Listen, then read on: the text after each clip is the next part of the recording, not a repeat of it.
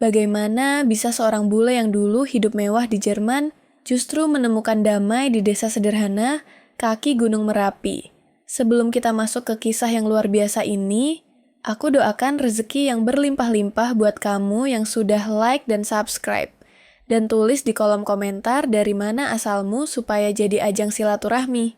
Yuk, kita mulai ceritanya. Langit di lereng Merapi belum sepenuhnya gelap. Saat suara motor tua Pak Hadi menggeram pelan menuruni tanjakan, tiba-tiba remnya mendadak di tepi jalan tanah yang lengang. Tubuh seorang perempuan tergeletak. Rambutnya kusut, wajahnya pucat. Adi yang duduk di belakang Pak Hadi buru-buru, "Loncat, Pak. Itu orang beneran?" bisiknya. Pak Hadi turun pelan, menghampiri tubuh asing itu. Napasnya masih ada, lemah. "Cepat kita angkut ke rumah," kata Pak Hadi tegas. Tanpa banyak bicara, mereka berdua mengangkat tubuh bule itu ke atas motor. Malam itu, rumah kecil Pak Hadi yang biasanya hanya dihuni angin dan doa berubah. Perempuan asing itu berbaring di atas dipan kayu, diselimuti sarung tua. Ibu Nur mengelap wajahnya dengan air hangat. "Ini anak dari mana ya Allah?" gumamnya lirih. Adi duduk di pojok, masih tak percaya. "Bule, Bu." Wajahnya Jerman banget. Pak Hadi hanya diam menatap wajah perempuan itu dengan sorot mata penuh tanya. "Mungkin ini bukan kebetulan," katanya pelan. "Kalau Allah kirim tamu, berarti kita diuji."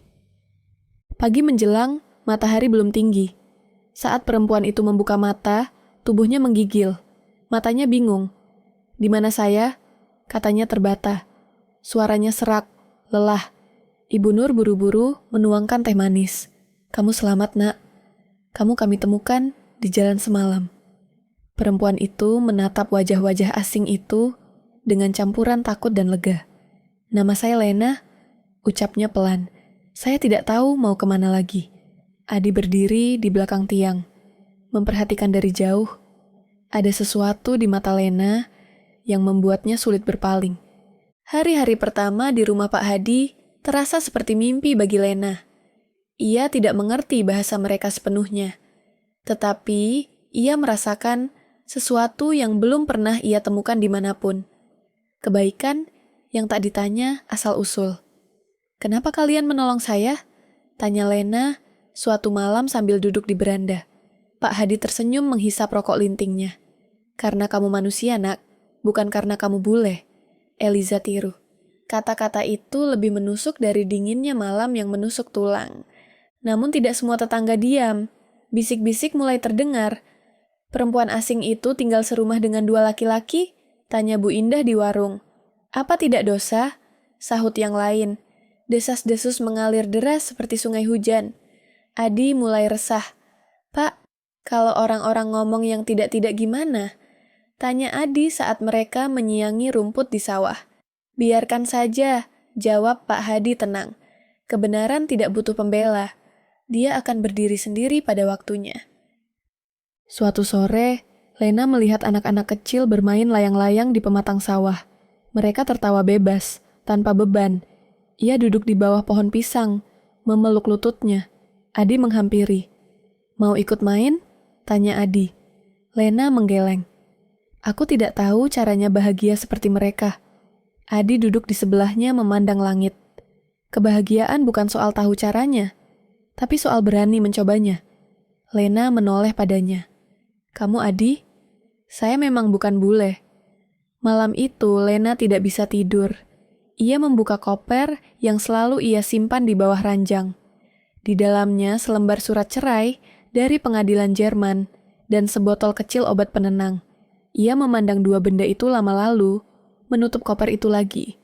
Suara ayam jantan menyambut fajar.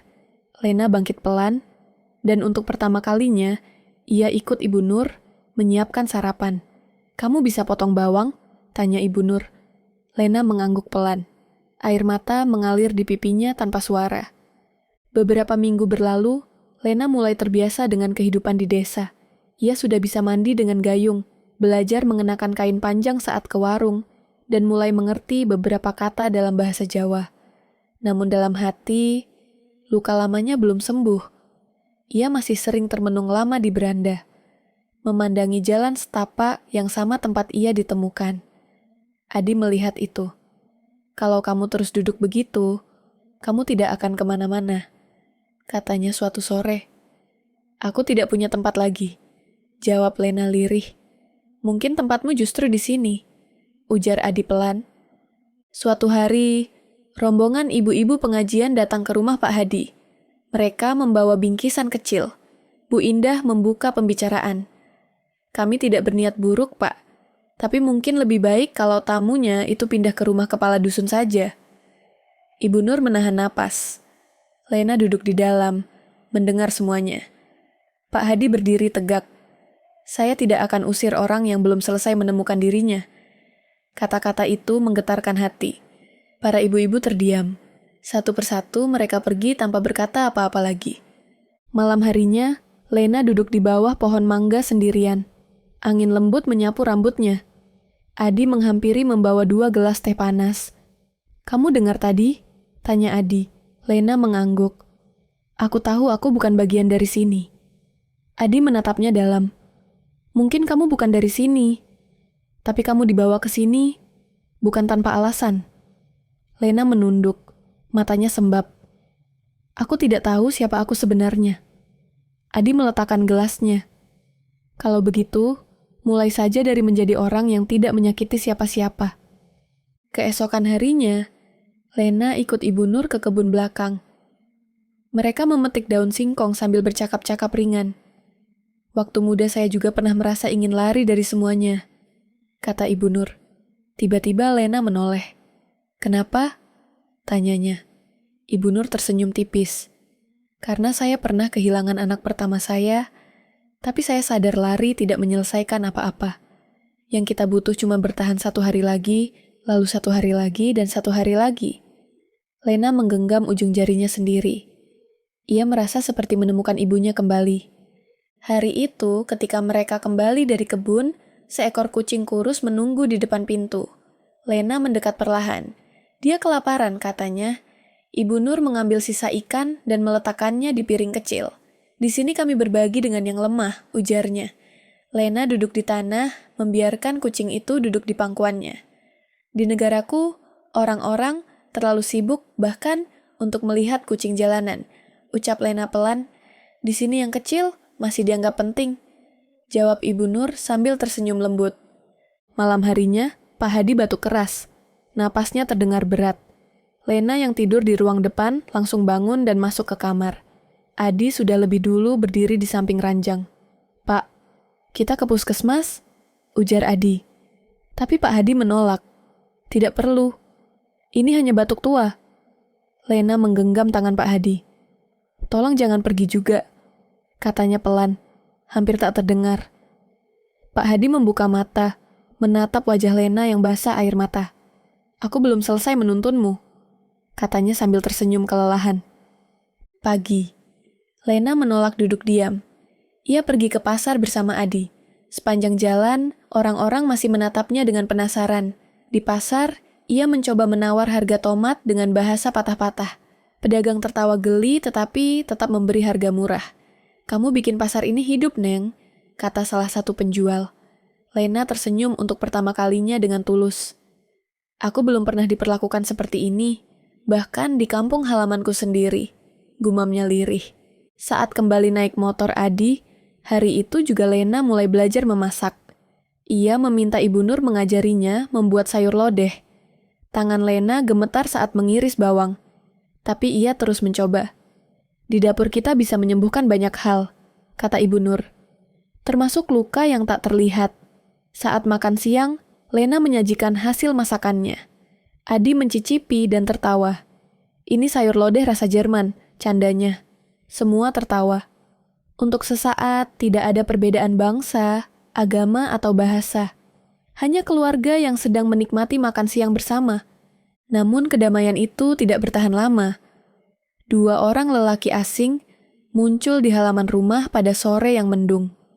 Salah satunya tinggi besar berambut pirang. Lena kaget, tubuhnya menegang. Erik, bisiknya dengan suara bergetar. Laki-laki itu mendekat dengan sorot mata tajam. Kau pikir bisa sembunyi selamanya? Lena mundur 2 langkah.